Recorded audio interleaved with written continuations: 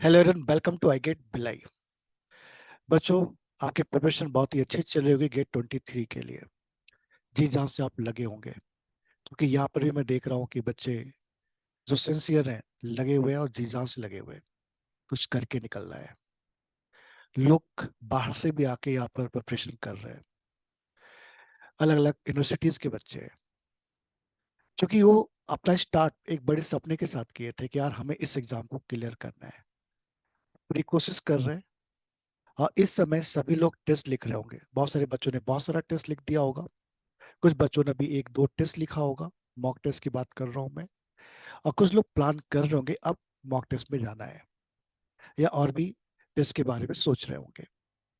तो एक common doubt जो है सारे बच्चों का, डाउट का मतलब एक प्रॉब्लम यहाँ पर है कि निगेटिव मार्किंग सर बहुत ज्यादा हो जा रही है, इसको कैसे कंट्रोल करें।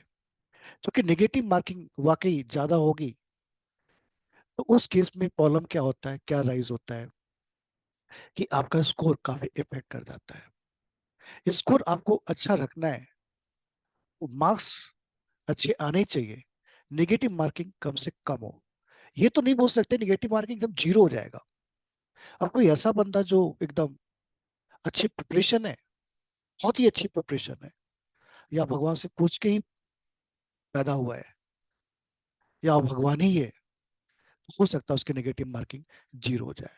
लेकिन ऐसा बहुत कभी चांस देखने को मिलता है कि नेगेटिव मार्किंग एकदम जीरो हो जाए, कुछ ना कुछ पॉइंट तो कट हो ही जाता है। टेक्निकल है इसलिए बोल रहा हूँ, आज तक कभी भी 100% टेक्निकल में नहीं आया है।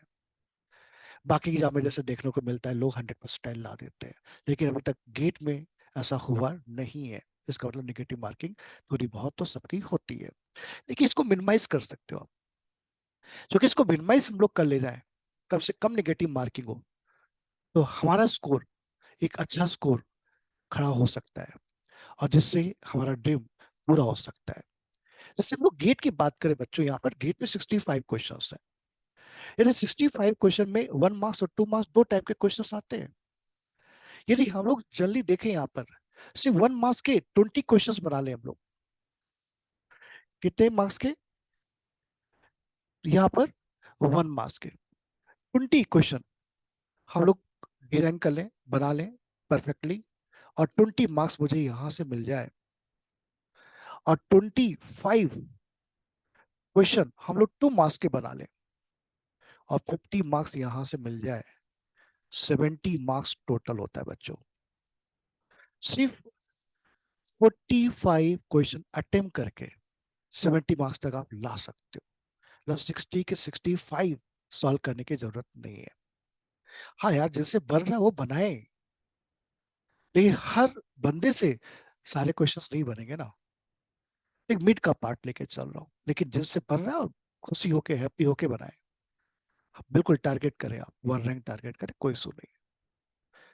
लेकिन मैं यहाँ पे ये बताना चाह रहा हूँ कि 75 मार्क्स भी ला दिए आप, तो एक अच्छा स्कोर, एक अच्छा रैंक जनरेट हो सकता है। से लास्ट ईयर कंपेयर करूँ, 22 को कंपेयर करूँ, सुमिल का रैंक 25 रैंक था, मार्क्स 69 पॉइंट समथिंग था। तो ऐसे मैंने देखा है, पिछली बार भी देखा मैंने, जिनका 56 57 मार्क्स भी आया था, वो लोग भी शायद 300 400 रैंक के अंदर में थे। तो बच्चों, यदि हमारी इस पे निगेटिव मार्किंग चल गई तो हमारा रैंक क्या होगा, फिसल जाएगा, स्कोर कम हो जाएगा। तो इसलिए निगेटिव मार्किंग कंट्रोल करना बहुत जरूरी है। इंपॉर्टेंस आप समझ रहे होंगे कि यदि हम 45 मार्क्स, 45 क्वेश्चन सही ढंग से अटेम्प्ट कर दें, 1 मार्क्स और 2 मार्क्स के, तो टॉप 100 में आना कोई मुश्किल काम नहीं है। लेकिन गलतियां होती है तो नेगेटिव मार्किंग भी बढ़ती है। एक्यूरेसी काफी इंपॉर्टेंट है, बहुत इंपॉर्टेंट है। कैसे इंपॉर्टेंट है मैं याद करूं लास्ट ईयर बच्चों की, एक दो बच्चे ऐसे थे जिन्होंने सिर्फ 48 क्वेश्चन अटेम्प्ट किए थे। कुछ ऐसे कुछ स्टूडेंट थे जो बोले कि सर मैंने 55 56 क्वेश्चन अटेम्प्ट किया हुआ है। लेकिन जब रिजल्ट आया तो जिसने 48 अटेम्प्ट किया था उसकी रैंक 800 900 के आसपास आई। निगेटिव मार्किंग हुई थी उसमें भी। लेकिन जिन्होंने 56 क्वेश्चन अटेम्प्ट करके आए, उनका रैंक 1500 16 तक चला गया, मतलब उनका निगेटिव मार्किंग ज्यादा हो गया। इसलिए निगेटिव मार्किंग कंट्रोल करना जरूरी है। एक्यूरेसी इंपॉर्टेंट रखता है। तो किस तरह से हम लोग यहाँ पर मिनिमाइज कर सकते हैं, किस तरह से हम कंट्रोल कर सकते हैं नेगेटिव मार्किंग को पेपर लिखते समय, कि कम से कम नेगेटिव मार्किंग हो। तो उसके लिए मैंने यहाँ पे थोड़ा सा एक प्लान लेके आया हूँ जो मैं आपसे डिस्कस करता हूँ। पहला, मैंने हमेशा बच्चों को बोलना रहता है, क्योंकि सबसे बच्चे लोग ये बोलते हैं सर, सबका एक कॉमन क्वेश्चन रहता है सर किस ऑर्डर में पेपर को सॉल्व करना चाहिए। तो बच्चों ऐसा कोई ऑर्डर तो नहीं बना सकते, ठीक है, कि अपने से स्टार्ट करें या टेक्निकल से स्टार्ट करें या 20 से स्टार्ट करें, वह 1 मार्क्स के पहले सॉल्व करें या 2 मार्क्स के पहले सॉल्व करें। ऐसा कोई पैमाना तो नहीं है, ठीक है। तो मेरा पहला स्टेप होता है भाई, सबसे पहले जो इजी क्वेश्चन है उनको अटेम्प्ट करो फर्स्ट राउंड में। इसलिए रहता है क्योंकि कभी कभी ऐसा मैंने देखा है कि ऐसा स्टूडेंट जिसका कैट में 97 परसेंटाइल था गेट की प्रिपरेशन के साथ, उससे गेट का एप्टीट्यूड का क्वेश्चन 10 से 15 मिनट एक क्वेश्चन में अटक गया और वो नहीं बना पाया। जब बाहर निकला तो बन गया क्वेश्चन, लेकिन एग्जाम के टाइम में जो प्रेशर था, जो स्ट्रेस लेवल था, उसकी वजह से उस क्वेश्चन पे अटैक किया उसने, लेकिन सॉल्व नहीं कर पाया। और 10 से 15 मिनट आपने एक क्वेश्चन के ऊपर दे दिया और जो टॉपिक आपको सबसे ज्यादा आता था, तो माइंडसेट आपका बिगड़ जाता है और प्रिपरेशन अच्छी होने के बावजूद भी आपकी रैंक फिसल जाती है। मतलब जो आप टॉप 100 में आ सकते थे, माइंड डिस्टर्ब होने की वजह से ऐसा नहीं होगा 1000 रैंक आ जाएगी, लेकिन वो रैंक 100 के ऊपर निकल जाती है या 200 के अंदर आ जाती है। ऐसा नहीं, यदि किसी की प्रिपरेशन बहुत अच्छी है तो ऐसा कभी नहीं होता कि वो टॉप 100 के लायक था तो सीधा 1000 में चला गया, ऐसा कभी नहीं होता है। हाँ, वो 200 के अंदर में चला जाएगा, 250 के अंदर में चला जाएगा, ये तो उसका माइंड डिस्टर्ब हुआ तो। ठीक है, इसलिए सबसे पहला स्टेप है कि फर्स्ट राउंड में उन क्वेश्चन को बनाओ जो फॉर्मूला बेस्ड है, जो देखते ही आपको समझ में आ जाए ये तो 100% बन जाएगा, इसका प्रोसीजर 100% हमको मालूम है, मेरे लिए परफेक्ट क्वेश्चन है ये, और एकदम सही क्वेश्चन, इसमें मतलब आपको डाउट ही नहीं है। इसलिए इजी क्वेश्चन बनाने से फायदा क्या होता है? फायदा ये होता है कि आपका जो स्ट्रेस लेवल है वो डाउन होता है। क्यों डाउन होता है? क्योंकि आपका कॉन्फिडेंस इंक्रीज कर जाता है। क्योंकि हम इन दोनों का एक फॉर्मूला देखें, स्ट्रेस क्यों आता है? क्योंकि हमारा नॉलेज कम होता है या कॉन्फिडेंस अचानक से डाउन होता है और स्ट्रेस लेवल हमारा बढ़ जाता है। तो यहाँ पे कैसे स्ट्रेस मिनिमाइज होगा, आपका कॉन्फिडेंस कैसे बढ़ेगा? जब आप इजी क्वेश्चन बनाना स्टार्ट करोगे, क्योंकि ऑनलाइन एग्जाम है, बगल में साइड में राइट हैंड साइड में कलर्स दिखते रहते हैं, रेड कलर, ग्रीन कलर। जैसे जैसे क्वेश्चन आप बनाते जाते हो और ग्रीन कलर सामने इंक्रीज होता है, बढ़ता है, तो आपका कॉन्फिडेंस क्या होता है? बूस्टअप होता है। आपको लगता है यार तो सारे क्वेश्चन में बना दिया हो, बस अब इतना ही बनाना है। तो इसलिए हैप्पी माइंड से उन क्वेश्चन को अटेम्प्ट करो जो इजी है। एक बार इजी आपने बना लिया, फर्स्ट राउंड में आप 15-16 क्वेश्चन निकाल ले गए, ठीक है, तो आपको भी सेकेंड राउंड में ज्यादा क्वेश्चन बनेंगे। क्योंकि ऐसा देखा गया है, ऐसा स्टूडेंट का एक्सपीरियंस रहता है, सर 1 घंटे में मैं सिर्फ 12 क्वेश्चन बना पाया था, लेकिन नेक्स्ट 1 आवर में या 1.5 घंटे के अंदर में मैं बहुत सारे क्वेश्चन बना दिया, 30-35 क्वेश्चन अटेम्प्ट कर दिया। क्योंकि माइंड आपका 1 आवर में क्या हो गया? स्टेब्लिश हो गया। और माइंड स्टेब्लिश हो गया और हैप्पी फील कर रहा है माइंड, ठीक है, स्ट्रेस जनरेट नहीं हो रहा है, प्रेशर नहीं आ रहा है। क्योंकि स्ट्रेस नहीं रहेगा, प्रेशर भी नहीं रहेगा, तो ऑटोमेटिक आपका पेपर अच्छा होना स्टार्ट हो जाएगा। तो इसलिए यदि स्टार्टिंग में जब भी पेपर स्टार्ट करते हैं, 1 2 3 4 10 क्वेश्चन ना बने तो भी स्ट्रेस में नहीं आना है। आगे आप इजी क्वेश्चन को ढूंढिए, पहले एक बार इजी क्वेश्चन बना लीजिए, जितने भी आपसे बनते हैं, उसके बाद सेकेंड राउंड फिर से आइए। जब आपके 10 से 12 क्वेश्चन बन जाएंगे, तो माइंड धीरे धीरे धीरे रिलैक्स होता जाएगा। रिलैक्स होने का मतलब यहाँ पे होगा कि हैप्पी फील करेगा, और हैप्पी फील करेगा तो उस नशे में हम बहुत सारे क्वेश्चन अच्छे बना सकते हैं। अदरवाइज स्ट्रेस फील करेगा तो जो चीज हमें आती है, जो क्वेश्चन हमें आता है, उसमें भी गलती होने का चांस रहता है। क्योंकि स्ट्रेस है तो मन नहीं लगेगा क्वेश्चन पढ़ने में, और क्वेश्चन आपने ढंग से पढ़ा नहीं तो 101% का आंसर आप क्या कर देंगे? गलत कर देंगे बच्चों। ठीक है, तो पहला स्टेप यही होना चाहिए कि क्वेश्चन पेपर को आपको 2-3 राउंड में सॉल्व करना है कम से कम। एक राउंड में सॉल्व करने की कोशिश मत करिए, नहीं तो आपका स्ट्रेस लेवल बढ़ जाएगा। क्योंकि हो सकता है स्टार्टिंग के 10 क्वेश्चन आपसे ना बने तो आप प्रेशर में आ जाओगे। ठीक है, 10 नहीं बने कोई इशू नहीं, आगे बढ़ते जाओ और इजी क्वेश्चन को सॉल्व करते जाओ। और उसके बाद ठीक है, आप देखेंगे कि आपका माइंड ऑटोमेटिक हैप्पी फील करेगा, ठीक, थोड़ा सा रिलैक्स फील करेंगे। और फिर उस आगे आवर्स में आप अच्छे क्वेश्चंस अटेम्प्ट करना स्टार्ट कर, जो पहले राउंड में नहीं बने थे वो सब बनने भी स्टार्ट हो जाएंगे।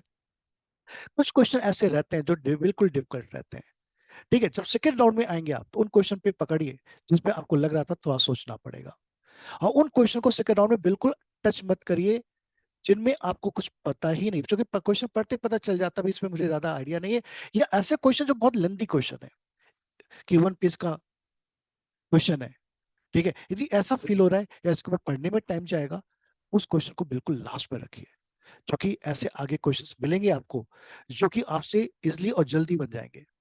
ठीक है, जो टाइम टेकिंग वाले क्वेश्चंस है बिल्कुल लास्ट में रखिए, टाइम बचेगा तो बनाना, नहीं बचेगा तो छोड़ देना, कोई इशू नहीं है। ठीक है, उनको थर्ड राउंड में रखिए आप खास करके। और ऐसे क्वेश्चन जिनके बारे में आपको लग रहा है कुछ पता ही नहीं है, तो बाद में सोचेंगे कि क्या पता करना है हमको उसके बारे में। ठीक है, तो पहला स्टेप यही है कि माइंड को आपको क्या करना है, रिलैक्स मूड में लाना है, हैप्पी मूड में लाना है। तो स्टार्टिंग में आपको इजी क्वेश्चन पे अटैक करना है। ठीक है, इसके बाद तो सेकंड स्टेप देखेंगे आप, तो मैंने यहाँ पे बहुत इंपॉर्टेंट पॉइंट है, रीड द क्वेश्चन केयरफुली। यदि आप क्वेश्चन को केयरफुली नहीं पढ़ोगे और क्वेश्चन जो बोल रहा है, ठीक है, क्योंकि बहुत सारे बच्चे क्या करते हैं, आधा क्वेश्चन पढ़ते हैं, आधी चीज अपने मन से अज्यूम कर लेते हैं, हाँ ये तो मैंने पढ़ा था या सर ने मुझे पढ़ाया था, और उसके आगे क्वेश्चन कुछ और पूछ रहा है, लेकिन जो ऑलरेडी वो पढ़े थे उसी को आंसर देके आ गए, और क्वेश्चन क्या होता है, गलत हो जाता है। इसलिए क्वेश्चन को कम से कम 1 से 2 बार पढ़िए आप, उसकी मीनिंग निकालिए, क्या पूछ रहा है, एक्चुअल क्या पूछ रहा है, उसके हिसाब से आपको आंसर देना है। खास करके बहुत से लोग गलत कर देते हैं, वैलिड पूछ रहा है, इनवैलिड पूछ रहा है, इनवैलिड पूछ रहा है, लोग वैलिड सोच के आंसर दे देते हैं, करेक्ट पूछ रहा है, इनकरेक्ट पूछ रहा है, नॉट करेक्ट पूछ रहा है, तो नॉट वर्ड आग से क्या होती है, फिसल जाती है, और करेक्ट बता के आ जाते हैं। तो ऐसे ऐसी गलतियां बिल्कुल एक्सेप्टेबल नहीं है, ऐसी गलतियां होनी नहीं चाहिए। यदि ये सारी गलती आप कर रहे हैं कि आते हुए क्वेश्चन को गलत कर रहे हैं यार, तब तो भी बिग इशू है। तो बिल्कुल केयरफुली होके क्वेश्चंस को क्या करिए, रीड आउट करिए। ठीक है, क्योंकि मैंने बहुत सारे बच्चों को देखा है कि उन बच्चों को जो पहली बार एग्जाम देते हैं, तो बोलते सर मैंने 55 क्वेश्चन बनाया हूँ, जब रिजल्ट आता है तो दिखता नहीं है रिजल्ट, तो फिर वो या तो ड्रॉप लिखते हैं, या तो प्री फाइनल ईयर में तो 1 साल और उनके पास बफर में रहता है, उसमें अपनी गलतियों को फिर से सुधारते हैं और सेकंड टाइम एग्जाम लिखते हैं। तो मैं उससे पूछता है, सेकंड टाइम जब तुम प्रिपरेशन किया और एग्जाम लिख रहे हो तो क्या डिफरेंस है, तो उनका बोलना रहता है सर पहली बार तो मैंने क्वेश्चन ही गलत पढ़ा था या गलत समझा था, एक उसका इंटरप्रिटेशन ही मैंने सही नहीं किया था, इसलिए वो क्वेश्चन मेरे से गलत हुए। वो गलती अब मेरे से सुधर चुकी है, अब मुझे समझ में आ गया कि मैं 55 बनाया तो था, लेकिन बहुत सी चीजें मैं अपने मन से अज्यूम करके बना दिया था, तो वो सारी गलती अब नहीं करना है। वो सबसे मुझे अब लग रहा है इस साल मेरा जो पेपर गया है अच्छा गया है, इस बार मैंने वो सारी गलती नहीं किया हूँ जो पिछली बार किया था, कि क्वेश्चन को प्रॉपरली नहीं पढ़ना, एक ही बार में आधा पढ़ के आंसर दे देना, ठीक है, और तो वर्ड मिस हो जाना कि कुछ पूछ रहा है और कुछ और मैं बता दिया हूँ वहां पर, वो सारी गलती नहीं करो। इसलिए केयरफुली आपको पेपर को क्या करना पड़ा, और फिर उसके बाद सेकंड टाइम उसका रिजल्ट भी अच्छा आया। ठीक है, तो ऐसा होता है बहुत से लोगों के साथ में, तो हमें लोगों की गलतियों से सीखना है। लोग जो गलती कर चुके हैं, ठीक है, वो गलती हमें नहीं करना है। नहीं तो क्या होगा कि पहले गलती करो, 1 साल खराब करो, फिर अगले साल तुम ठीक करो, इतना टाइम नहीं है लाइफ में। ठीक है, हम ये देखेंगे कि लोग क्या गलती कर रहे हैं, वो गलती हमें लाइफ में नहीं करनी है। तो केयरफुली होके क्वेश्चन को पढ़िए, क्योंकि मैंने पहले ही बोल दिया 45 क्वेश्चन भी तुमने सही बना दिया भाई, तो तुम्हारी एक अच्छी रैंक जनरेट होने वाली है। तो क्यों डरना, 65 की तरफ क्यों जाना, 65 पूरे बनाने हैं, तो जितना बनाओ अच्छा बनाओ, एक्यूरेसी सही होनी चाहिए। हाँ, रिस्क ले सकते हैं, कहाँ ले सकते हैं उसको आके मैं डिस्कस कर रहा हूँ कि कहाँ पे रिस्क ले सकते हैं। ठीक है, नेक्स्ट पॉइंट यहाँ पर है आपका थर्ड पॉइंट, कि read all the option carefully. हाँ, ये काफी इंपॉर्टेंट है। कभी कभी क्या होता है, क्वेश्चन हम पढ़ते हैं और ऑटोमेटिक एक ऑप्शन हमारे दिमाग में आ जाता है, बाकी ऑप्शन हम नहीं देखते हैं। ये सिंगल चॉइस क्वेश्चन है, ठीक है, तो सिंगल चॉइस क्वेश्चन में डिफरेंट टाइप के क्वेश्चंस आपको मिल सकते हैं। एक ऐसे क्वेश्चंस हो सकता है आपके पास वैरायटी है कि आपको एकदम एग्जैक्ट उसका आंसर पता है, एकदम 100% ऑफ कॉन्फिडेंट है यही इसका आंसर होगा, बाकी ऑप्शन नहीं होंगे। वो क्वेश्चन तो आपके लिए परफेक्ट है, जो कि उसमें 100% मार्क्स आपको मिलने वाला है। लेकिन कभी कभी क्या होता है ना, कि जब आप क्योंकि अब इस साल आपको पता है यहाँ पर कि एमएसक्यू क्वेश्चन भी आने वाले हैं, और सीएस के अंदर में तो पता है आपको एमएसक्यू क्वेश्चन ज्यादा बनते ही हैं। 13 भी आ सकते हैं, 15 भी आ सकते हैं, 16 भी आ सकते हैं। ठीक है, ये आप मान के चलिए एमएसक्यू क्वेश्चन सीएस के पेपर में रहेगा। ठीक है, इसलिए हर, यदि एमएसक्यू का क्वेश्चन है तो हर एक ऑप्शन को आपको क्या करना है, पढ़ना है, और उसमें एलिमिनेट करने के बारे में सोचना है। ये 4 ऑप्शन दिया है, यदि आपने एक एलिमिनेट कर लिया तो 3 में आपको फाइट करना है, 3 में आपको फाइट करना है। तो उसमें से आपको उसको केयरफुली पढ़ना है, और पढ़ने के बाद उसमें से यदि आपको लगता नहीं ये ऑप्शन तो 100% नहीं होगा, तो उसको भी एलिमिनेट कर दो, फिर 2 आंसर तुम्हारा एमएसक्यू के अंदर में रहेगा। लेकिन सिंगल चॉइस क्वेश्चन है, सिंगल चॉइस क्वेश्चन है, उस केस में भी कभी कभी क्या होता है कि हम 2 ऑप्शन में अटक जाते हैं, यार ये भी हो सकता है, ये हो सकता है। ठीक है, ऐसा होता है यार, सबके साथ होता है, आपके साथ ही नहीं, बहुत से लोगों के साथ में ऐसा होता है। एक तो एक क्वेश्चन तो वो हो गया जिसको आपको 100% कॉन्फिडेंट है कि भाई ये तो 100% सही है, और वो क्वेश्चन आपके लिए सही भी निकलता है, आपका आंसर भी उसमें आता है। लेकिन जब 50-50 वाली बात आ जाती है कि 50% ऑप्शन आपने एलिमिनेट कर, मतलब 4 ऑप्शन में 2 एलिमिनेट कर दिया है, 2 में कंफ्यूजन है, तो इस टाइप के क्वेश्चन बिल्कुल अटेम्प्ट करना चाहिए आपको। मान लो 10 क्वेश्चन ऐसे आपको मिलते हैं, और 10 में 5 सही हो गए आपके, अब 5 गलत हो गए, तो भी आपकी जो मार्किंग है इंक्रीज होगी, बढ़ेगी, घटेगी नहीं। क्योंकि 50% प्रोबेबिलिटी रहती है यार, ऐसा नहीं कि 10 के 10 गलत हो जाएंगे, 10 में 50% पॉसिबिलिटी रहती है कि आपके क्वेश्चन सही होंगे। यदि 5 सही हो गए तो उस 5 सही में से जो 5 गलत हुए उसकी नेगेटिव मार्किंग जाएगी, आपने जो क्वेश्चन सही बनाए थे उसमें से नेगेटिव मार्किंग नहीं जाएगी। तो 50-50 वाले क्वेश्चन में जरूर आप अटेम्प्ट किया करो। ठीक है, लेकिन सर 3 में कंफ्यूजन है तो, हाँ 3 में कंफ्यूजन है तो मैं ये बोलता हूँ बच्चों को, बच्चों ये कर लो आप कि उस समय पहले ये देख लो कि कितने क्वेश्चन आपने सॉल्व कर लिया, आपका स्कोर क्या आने वाला है। यदि आपको लगता है कि आपका गुड स्कोर आने वाला है तो फिर आप ऐसे क्वेश्चन को स्किप कर सकते हैं जिनमें 3 ऑप्शन में कंफ्यूजन है, और ऐसे क्वेश्चन जिसमें चारों ऑप्शन आपको पता नहीं है, क्वेश्चन आपका देखा ही नहीं, आपका नया लॉजिक है, नई चीजें हैं, आपको एबीसीडी उस क्वेश्चन के बारे में नहीं आता है, ऐसे क्वेश्चन को बिल्कुल अटेम्प्ट ही मत करो जिसमें आपको कुछ भी नहीं आता है, या आपको फील ही हो जाता है भाई इसके बारे में हमको ज्यादा आइडिया नहीं है। ऐसे क्वेश्चन को बिल्कुल, क्योंकि 100% चांस रहता है उस क्वेश्चन को गलत होने का। नहीं तो भगवान का नाम लिया और टिक मार दिए तो रहता है यार, लक फैक्टर आपको यहाँ पे जज नहीं करना है अपना। ठीक है, और 3 वाले ऑप्शन में यदि आपको लगता नहीं स्कोर थोड़ा लो हो सकता है तो फिर रिस्क लीजिए, अदरवाइज रिस्क मत लीजिए आप। ठीक है, अब इसके क्वेश्चन है तो उन क्वेश्चन को बहुत ही बारीकी से पढ़िए, तो हर ऑप्शन को क्या करिए यहाँ पर, बारीकी से पढ़िए आप। ठीक है, जिससे कि आप सही आंसर वहां पे दे के आए, ठीक, गलत करके ना आए। ठीक है, क्लियर पॉइंट। क्योंकि नहीं तो बहुत सारे बच्चे ऐसे भी रहते हैं, ऑप्शन ए को देखे हाँ यही आंसर होगा, लेकिन जब दूसरा देखे बोले हाँ यार ये भी हो सकता है, तो अपना जो होता है थिंकिंग चेंज होता है। ठीक, इसलिए केयरफुली पढ़िए, सारे ऑप्शन को एनालाइज करिए, एलिमिनेट का ऑप्शन रखिए, जैसे से ऑप्शन एलिमिनेट हो जाए, जो कॉन्फिडेंटली एलिमिनेट हो जाते हैं, भाई नहीं ये तो होगा ही नहीं 100%, ये भी नहीं होगा 100%, फिर उसके बाद आप जज करिए कि कौन सा आंसर करेक्ट होगा, इजी होगा आपके लिए। ठीक है, तो यहाँ पर मैंने बताया कि इस केस में आपको हमेशा valid, invalid, not correct, correct, exception, ये सब चीजों को आपको क्या, एक्सेप्ट, इन सब वर्ड पे ज्यादा फोकस करना है कि क्या बोलना चाह रहा है। ठीक है, और थ्योरेटिकल है तो थोड़ा सा एग्जांपल सोचने के बारे में कोशिश करिए कि ग्राफ से रिलेटेड कोई क्वेश्चन आ रहा है तो इस टाइप का ग्राफ बन सकता है, नहीं तो वो तो आपको थिंकिंग प्रोसेस तभी होगा जब आप प्रीवियस के क्वेश्चन अच्छे से सॉल्व किए होंगे, टेस्ट प्रॉपरली दिए होंगे, वो धीरे धीरे हो जाएगा। नेक्स्ट पॉइंट है यहाँ पर यार, कैलकुलेशन रिव्यू करने के लिए बोलता हूँ, क्योंकि हाँ ये भी रहता है कभी कभी ना, घबराहट में क्वेश्चंस डिवीजन में, मल्टीप्लाई में गलती हो जाती है। इसलिए जब भी आप कैलकुलेशन करते हैं, जब भी आप रफ वर्क करते हैं, बहुत ही प्रॉपरली करिए। रफ वर्क भी जो है ना, ऐसा मत करिए कि कहीं भी रफ वर्क, क्योंकि वहां पे जब आपको पैड मिलेगा, अभी से हैबिट डाल दीजिए आप कि आप एक पैड रख ले लीजिए। ठीक है, एक पैड ले लीजिए जिसपे आप रफ वर्क कंटिन्यू करते हैं, मतलब जब आप कभी भी टेस्ट लिखते हैं तो ऐसा मान के चलिए कि आप गेट का एग्जाम लिख रहे हैं बैठ के, सिटिंग, 3 घंटे का पेपर, 3 घंटे बैठिए आप, भागिए मत। नहीं तो बहुत बच्चे 1 घंटे पढ़े, अरे लिखे, और उसका 2 घंटे के लिए भग गए, बोले नहीं चलो अगले टेस्ट में देखेंगे, अरे तो टेस्ट में बर्बाद हो गया मेरा। ऐसा मत करिए, इस आपको कंप्लीट करना, मार्क्स कुछ भी आए, ये सिर्फ प्रैक्टिस के लिए टेस्ट है, ये आपके नॉलेज को बढ़ाने के लिए टेस्ट है, ये सब डिसीजन पॉइंट नहीं है। तो टेस्ट का मार्क्स और डिसीजन पॉइंट नहीं कि आपका गेट में होगा कि नहीं होगा, ये सिर्फ आपकी प्रैक्टिस के लिए, सिर्फ टेस्ट देते जाओ। और आप कोशिश करो जहां पे भी टेस्ट लिखते हो, किट इन्वायरमेंट में बैठो। आप चार पांच दोस्त तैयारी कर रहे हैं एक साथ, कोशिश करो कि आप चार पांच एक साथ बैठ के टेस्ट दो, अलग अलग जगह पे बैठ के दो।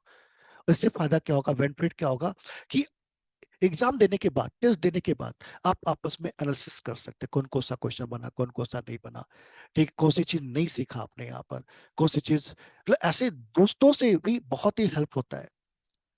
सिम गोल में जा रहे हैं, मैं तो यहाँ पे देखता हूँ यार कि पूरा का पूरा ग्रुप आईआईटी निकल जाता है, कि आपस में बहुत अच्छा डिस्कशन करते हैं वो लोग। इसके बाद इस देने के बाद भी 2 घंटे रुकते हैं, एनालिसिस करते हैं, उसके बाद जाते हैं। इससे आपका कॉन्फिडेंस बढ़ जाता है, और दूसरा आपका रास्ता इजी हो जाता है।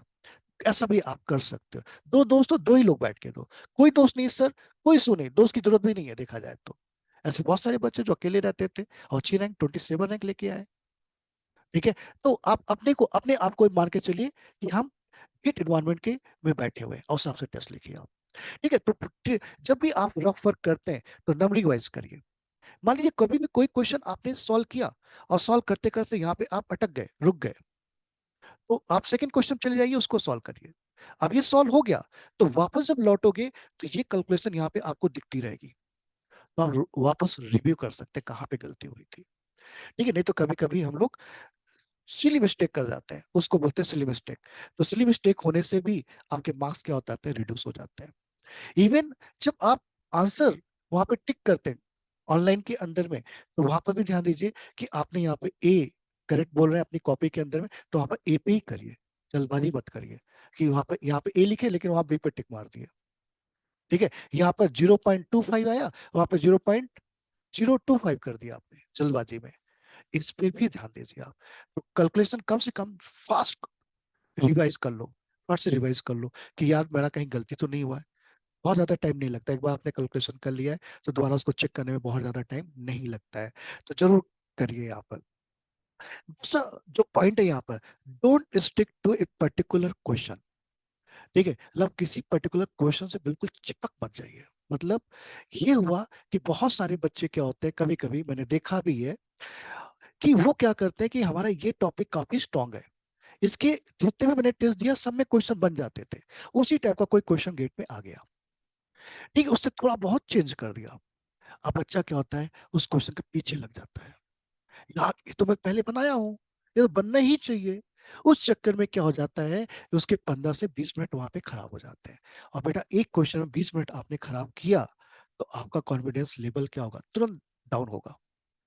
जो चीज आप पढ़े तो उसमें 20 मिनट खराब कर दिए। और आपको मालूम है कि ऐसे भी क्वेश्चन आने वाले हैं जो मैं नहीं पढ़ा हूँ, हो सकता पढ़ा भी, हो सकता नहीं भी पढ़ा हूँ, दोनों पॉसिबिलिटीज है। एक डर की भावना अंदर आने लगती है। ठीक है, तो बिल्कुल ऐसा मत करिए। मतलब क्वेश्चन को ईगो में मत लीजिए कि मैं पहले बनाया था अभी फिर से बना दूंगा। ठीक है, ये बाई चांस आपको लग रहा है यार कि टाइम मुझे इस क्वेश्चन में थोड़ा ज्यादा लग रहा है, पहले मैंने पहले बनाया था, तो उस क्वेश्चन को तुरंत के तुरंत स्किप करके आप नेक्स्ट क्वेश्चन पे चले जाओ, बाद में लास्ट में आके देखना। क्योंकि टाइम मैनेजमेंट काफी इंपॉर्टेंट है। यदि आपका टाइम मैनेजमेंट खराब हो गया तो आगे जो इजी क्वेश्चन है वो तुम्हारे क्या हो जाएंगे, हो सकता है आप देख ही ना पाओ, हो सकता है आपका टाइम खत्म हो जाए और 4 क्वेश्चन आप पहुंच ही नहीं पाए लास्ट तक, और वो इजी क्वेश्चन थे। तो बहुत दुख होता है जब आप लास्ट में 4 इजी क्वेश्चन टाइम की वजह से नहीं बना पाते हैं। तो मतलब आप अपने आप को माफ नहीं कर पाते, क्योंकि आपने बहुत अच्छी प्रिपरेशन की है।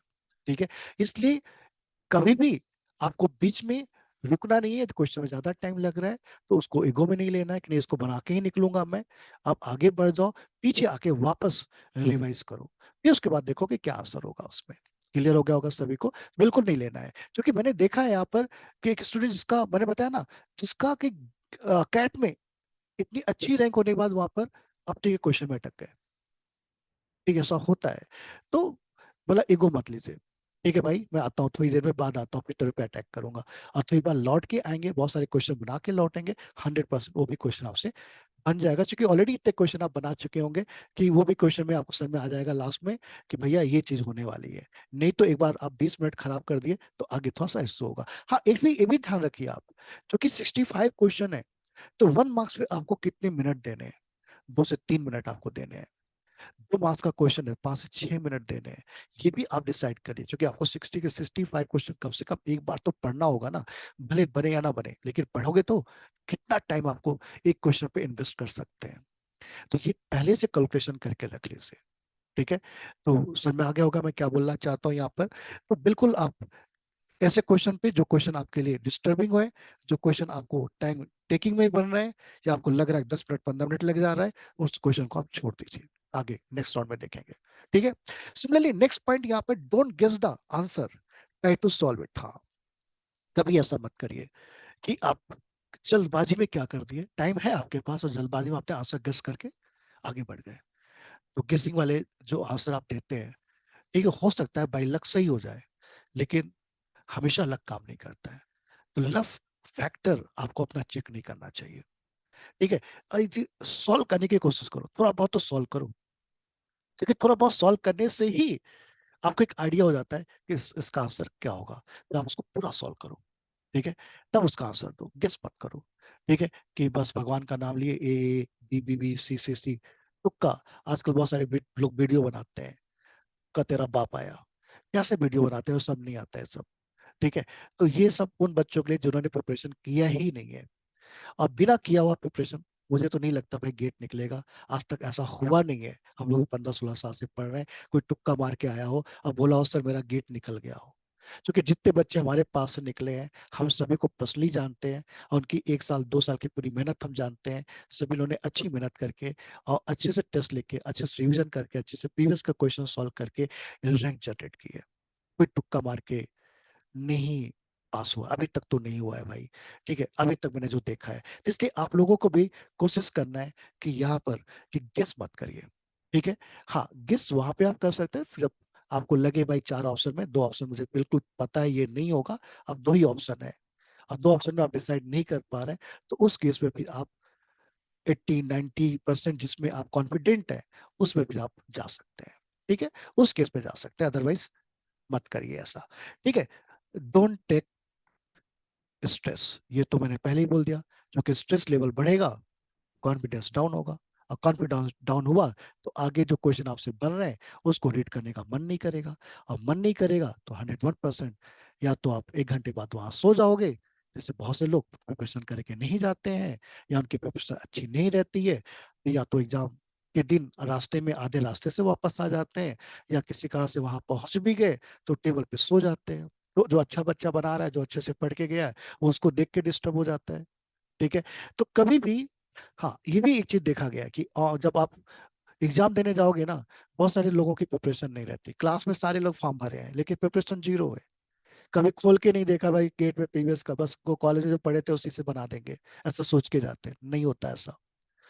ठीक है, ऐसा होता नहीं है कि वहां जाके तुरंत आपसे सारी चीजें बन जाएंगी। कॉलेज की पढ़ाई अलग है, गेट में फाउंडेशन और अलग ही लेवल है भाई। जब तक आप प्रॉपर वे में एनालिसिस करके चीजों को नहीं पढ़ेंगे, प्रैक्टिकल अप्रोच में नहीं पढ़ेंगे, तब तक एग्जाम क्लियर होता नहीं है। नहीं तो सबका क्लियर हो जाता, 16% लोग क्वालिफाई नहीं होते, 84% लोग फेल कर जाते हैं। रीजन, वो ढंग से पढ़ाई नहीं करते, क्योंकि उनको कॉलेज में बहुत काम रहता है, कि दुनियादारी और बहुत सी चीजें होती है, उसके लिए हम अलग से डिस्कस करेंगे कितना काम रहता है। सबसे इंपॉर्टेंट यहाँ पर है कि कोशिश करिए कि लास्ट में 10 से 15 मिनट बचिए आपके पास, review the paper at last. कम से कम पेपर एक बार रिव्यू कर लो कि आपने जो कैलकुलेशन, रफ वर्क बहुत इंपॉर्टेंट है, इसमें मैं वीडियो बना के आपको बताऊंगा कि कैसे करना है। क्योंकि जो टॉपर्स होता है ना, वो अपने सक्सेस के लिए हर कदम के लिए प्लानिंग रखता है कि भाई ये प्लान मुझे फॉलो करना है। ठीक है, तो हर एक चीज इंपॉर्टेंट रखती है, हर एक चीज इंपॉर्टेंट रखती है। तो इसलिए हर एक चीज के लिए आप प्लान बना के रखिए पहले से कि हमें कैसे आगे बढ़ना है। तो रफ वर्क भी बहुत अच्छे से करिए आप, जिससे कि बाद में आपको मैच करते समय कि आपने वहां जो टिक किया है वो आपके पेपर में है कि नहीं है। ठीक है, न्यूमेरिकल जो आपने सॉल्व किया, न्यूमेरिकल में जैसे आपने जो कैलकुलेशन किया है वही आपने डाला है कि नहीं डाला, कहीं एक्स्ट्रा जीरो तो नहीं लगा दिया, 1000 लिखते समय कहीं 10,000 तो नहीं हो गया वो। ठीक है, कभी कहीं एक्स्ट्रा जीरो लग जाते हैं। ठीक है, कभी कभी आपका पेपर में आपने सॉल्व किया है, अचानक से आपको उस समय पता नहीं चलता, सॉल्व करते समय यहाँ पे गलती हुई है, जब दोबारा आप रिवाइज करते हो तो पता चलता है अच्छा ये कैलकुलेशन मिस्टेक हो गया है। तो ट्राई करिए, जल्दबाजी मत करिए, और ट्राई करिए कि आपका जो रफ वर्क है और आपका जो सिस्टम पे पेपर आपने सेलेक्ट किया हुआ है, ऑप्शंस वो सब मैच हो रहे हैं या नहीं हो रहे हैं, काफी इंपॉर्टेंट है। तो कभी कभी एक आध दो गलती भी आपकी पकड़ में आ गई तो आपको बेनिफिट होगा, नुकसान नहीं होगा। तो रिव्यू करने की कोशिश करिए बच्चों। तो और भी चीजें हैं, जो आप अपने आप के लिए क्या कर सकते हैं, अपने आप को इम्प्रूव करने के लिए कर सकते हैं। बहुत सारे बच्चे क्या करते हैं, मेडिटेशन करते हैं, सुबह उठते हैं तो जो कि आपको लगता है कि आपका ब्रेन कूल नहीं रहता है, शांत नहीं रहता है, तो मॉर्निंग वॉक करो, थोड़ा सा घूम के आ जाया करो, इवनिंग वॉक करो, मनन करो, खाना खाते समय भी ना फॉर्मूलेज याद करो, टीवी उबी से थोड़ा सा दूर रहो भी तो, और सोशल मीडिया से बिल्कुल दूर रहो, ज्यादा सोशल मीडिया में जाने की जरूरत नहीं है। ठीक है, बहुत सारे लोग अभी इसी टाइम में क्या करते हैं, क्रैश कोर्स, ये कोर्स वो कोर्स लॉन्च करते रहते हैं। वो सब देखने की आपको जरूरत नहीं है। आप खुद ही जाओगे तो आपको खुद ही लगेगा यार ये सब फालतू बातें चल रही है, क्योंकि वो सब चीजें एकदम छोटी छोटी, वो तो बस आपको पता वो सब क्रैश कोर्स है, सिर्फ नए लोगों को फंसाने के लिए है। आओ फंसो और पैसे जमा करो। ठीक है, हमारे पास भी पैसे जमा करो, कहीं और पढ़ो, तुम्हारा रिजल्ट आएगा वहां से और मैं चिपका दूंगा, वो चल रहा है वहां पे, वो अलग एक जाल है। उस जाल में फंसी थी, आपकी प्रिपरेशन अच्छी है तो उस जाल में फंसने की जरूरत आपको नहीं है, नहीं तो उससे भी लॉस होने के चांसेस रहते हैं। ठीक है, क्लियर पॉइंट यहाँ पे। और उस चीज को देखकर कोई गेट निकाल भी नहीं सकता, मैं आपको लिख के दे रहा हूँ, एकदम रियली बता रहा हूँ। क्योंकि जब तक आप प्रॉपर वे में चीजों को एनालाइज नहीं करेंगे, चैप्टर आपके क्लियर नहीं होंगे, थ्योरी आपकी क्लियर नहीं होगी, क्योंकि एमएस का क्वेश्चन आएगा बिना थ्योरी के, क्या करोगे उधर, फॉर्मूला बेस्ड क्वेश्चन कितना बना लोगे तुम, न्यूमेरिकल क्वेश्चन आएंगे, तुमको पता ही नहीं है कि कौन कौन से स्टेप्स लगाने हैं यहाँ पर, और ऐसा कोई रिपीट क्वेश्चन तो आता नहीं है। और क्रैश कोर्स पे हम लोग टीचर, हमको पता रहता है क्रैश कोर्स में जो पढ़ा रहे हैं ना वो सब इजी लेवल का रहता है, और वो क्वेश्चन आने वाले नहीं है उस टाइप के। ठीक है, थोड़ा सा माइंड को शांत रखो, इसलिए अपनी प्रिपरेशन पे फोकस करो। और आप यहाँ पे पढ़ रहे हैं हमारे पास में, तो ऑलरेडी आपके पास पूरा कंटेंट है, और बेस्ट कंटेंट है, आप कंपेयर कर सकते हैं, कहीं भी जाके देख सकते हैं, कुछ कम नहीं पढ़ाया गया है, ज्यादा ही पढ़ाया गया। हर चैप्टर के अंदर में पॉइंट लिखाया है मैंने।